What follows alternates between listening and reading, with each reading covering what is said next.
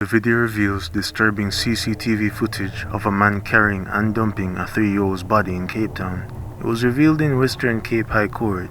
Mortimer Sanders has been convicted of murdering Courtney Peters while he was living with the 3-year-old and her mother in Alice's River. Mortimer Sanders pleaded guilty to murdering Peters. Often, he said, she was annoying to him. He fed her poison, but once she started to complain of feeling ill, he suffocated her as to hide what he did. He confessed performing a sexual act on the child. He afterwards attempted to dump the body after she was reported missing. He carried the 3-year-old's body to the dump site in Epping Industrial. We first see Mortimer on May 4, 2017 at a busy intersection in Epping, a few hundred meters from the home. He's seen carrying what appears to be a big plastic bag over his shoulder. Inside the bag was the remains of the little girl he had slaughtered. The last time we see him on camera was here, seemingly struggling with the weight of the body. He removes Peters from the bag and carried her over to the other side of the tracks. He then leaves her hidden under some newspapers and packaging. He cleans up the area and then vacates, holding his head in his hands. Thankfully, he was convicted and sentenced to jail. This CCTV footage taken on April 2, 2017 shows 2 brothers and another person pushing a wheelbarrow. Inside it, human remains from their victim. They were caught on footage taken from the backyard of the suspect's neighbor.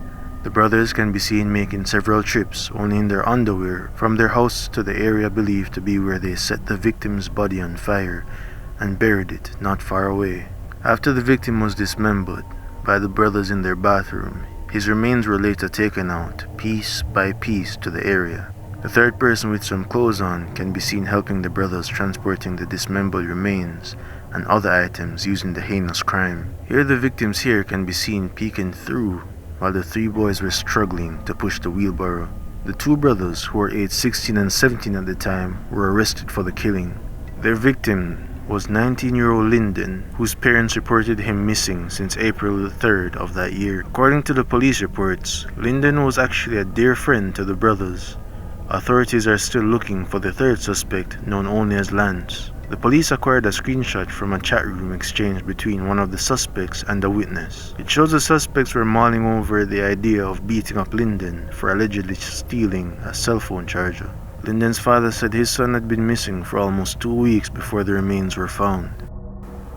On November 7, 2016, police in Wyoming, Michigan released a daunting video showing Brady Ostrike, a Craigslist killer, setting up a chilling sex torture dungeon where he kept an 18-year-old girl chained for 5 days before subsequently killing her.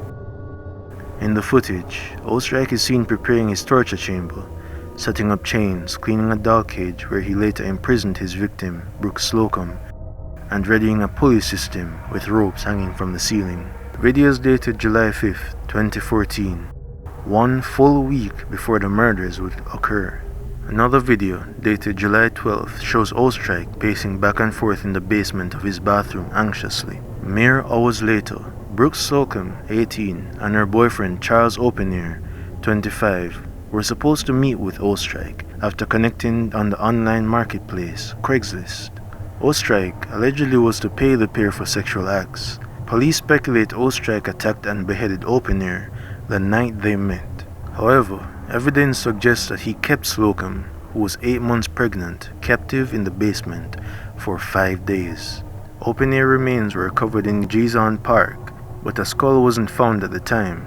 It wasn't until March 26, 2019, police discovered open-air skull on private property in Kent Country. Dental records were used in confirming the identity. Trauma to the skull indicated a homicide scene, and the likely cause of death was gunshot wound. After Ostrike was tracked down via email and Facebook, police identified him as a suspect a day after finding Openair's body. Once pursued by the police on July 17, Ostrike attempted to get away, but his vehicle crashed and he took his life by a self-inflicted gunshot wound. Slocum's body was found in the trunk of Ostrike's car inside a suitcase. Her baby, who she had already named, did not survive the crash. The police released hundreds of pages of reports and pictures along with the surveillance video, according with a Freedom of Information Act request. In Ostrike's home, police found whips, swords, and bondage tools. They also found dozens of restraints, ropes, sex toys, and cattle prods. Police also recovered a slave contract. A contract was written by hand and involved sickening clauses such as "I must obey my master" and "pleasure, I must earn it." Another disturbing twist: police who collected evidence from Ostrike's home found a child's sippy cup, a baby doll with a noose, and a suitcase filled with women's clothing, but they saw no evidence of children inside the property. It's likely then that this was just a part of his sick fantasies and sexual games. Police also called the FBI when they discovered a map of the US hung on Ostrike's wall, covered from coast to coast in pushpins. Authorities panicked and thought they were dealing with a serial killer, but a former girlfriend told them that the pushpins represented places where he stored food in case of an apocalypse. The report says more videos which cannot be released show Slocum still alive and being held captive in Ostrike's house.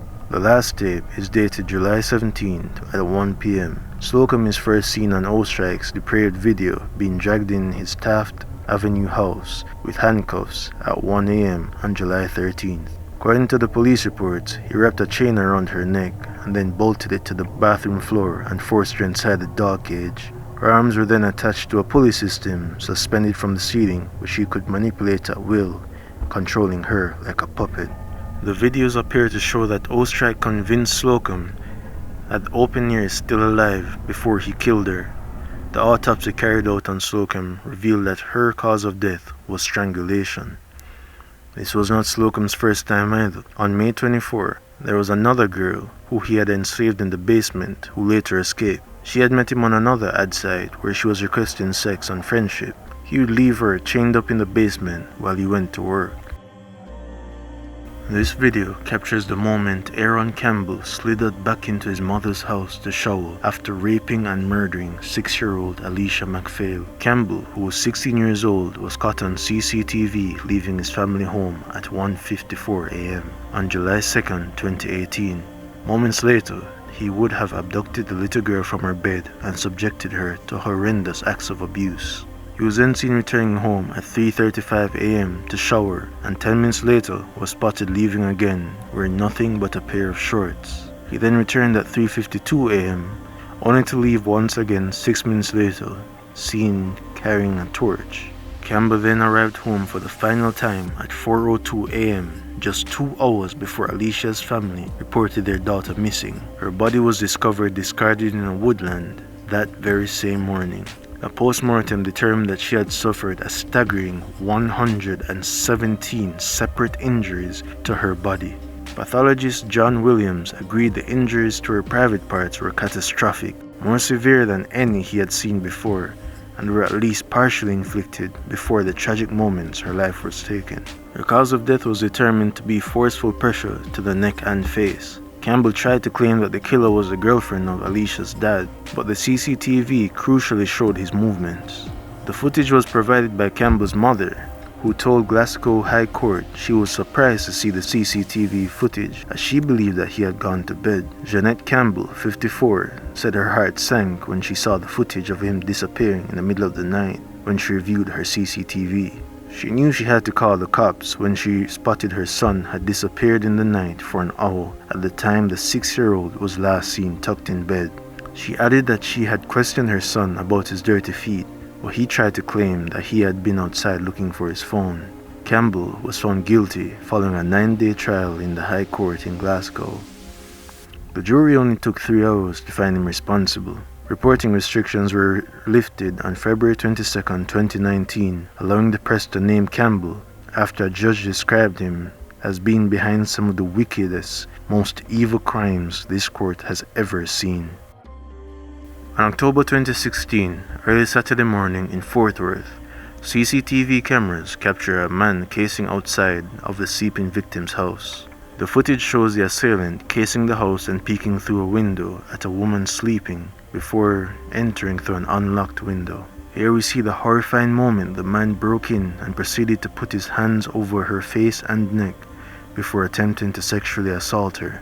The victim said she woke up to the man strangling her and covering her face so that she couldn't scream for help. The woman said she came home late from work and had fallen asleep on the couch, watching an investigation discovery show ironically called A Stranger in My Place, which can be seen playing in the background of the security footage. When the victim realized she was not dreaming, she leapt off the couch. The man then commanded her to strip down, and while she was taking off her pants, she noticed the window open and made a break for it, but he drags her and pulls her back in. There is a scuffle, and the woman starts screaming for help. This startles the attacker and he flees the house. Luckily, there were no physical injuries to the woman. Milburn, New Jersey.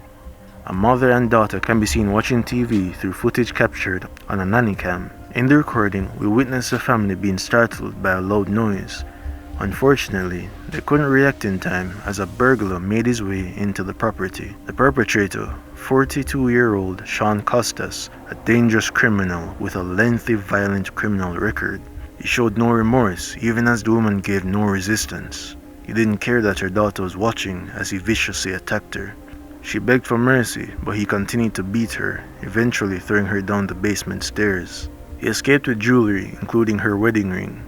Following the ordeal, the woman gathered enough strength to make it back up the stairs to ensure her daughter was okay and then called 911.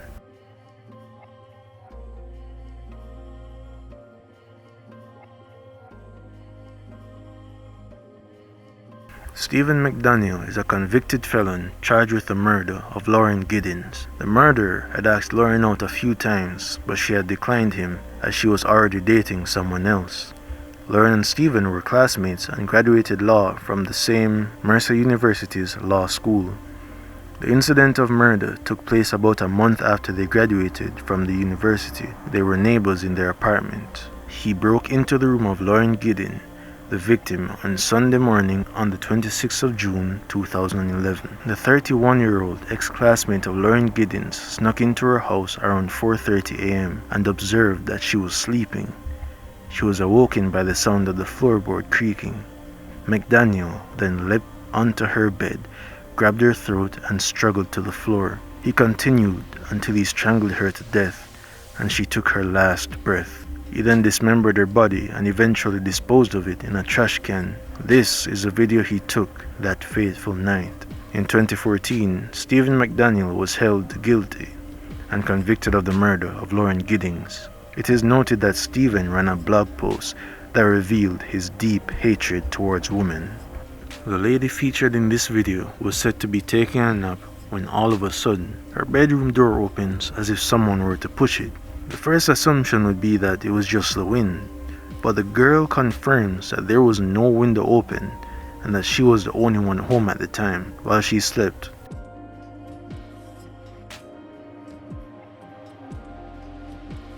It also appears that her covers were dragged off by some invisible force.